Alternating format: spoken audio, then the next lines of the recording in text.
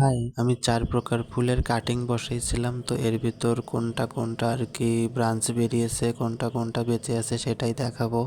তো এখানে এই যে রক্তকরবী এর ডালগুলো, এই যে সবগুলোই আর কি ব্রাঞ্চ বেরিয়েছে, সবগুলোই একদম সফল, শুধু একটা ডাল আর কি মরে গেছে মনে হয়। তো এতগুলোর মাঝে একটা ডাল মারা গেলেও বেশি কিছু একটা যায় আসে না। আর এটা হলো টগর, এখানেও আমি 3টা ডাল বসাইছিলাম, 2টাই আর কি ব্রাঞ্চ বেরিয়েছে, একটা এখনো বেরোয়নি, দেখা যাক কি হয়।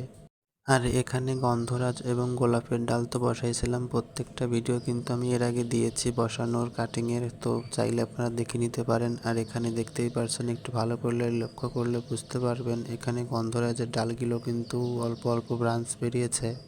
গোলাপের ডালগুলো এখনও আসেনি, তবে আমি আশা করব খুব সম্ভবতই বেরিয়ে যাবে।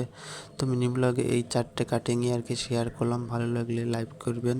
তো আজকের মতো আসি, টাটা।